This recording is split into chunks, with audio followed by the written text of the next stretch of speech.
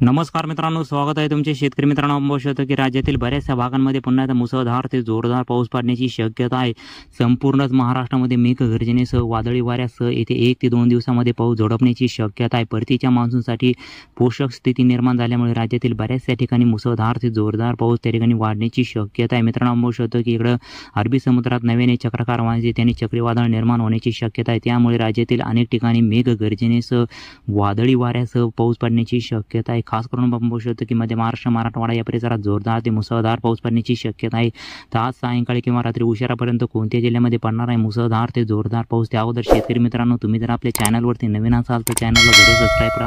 मित्रांनो, आपण बघू शकतो की खास करून दक्षिण महाराष्ट्र आणि पश्चिम महाराष्ट्रात त्या ठिकाणी पाऊस वाढण्याची शक्यता आहे.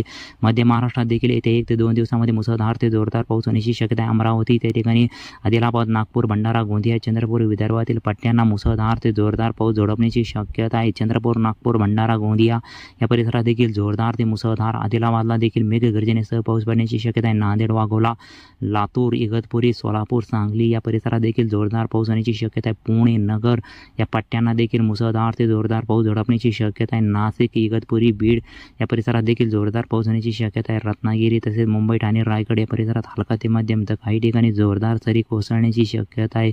मित्रांनो, आपण बघू शकतो की संपूर्ण महाराष्ट्रात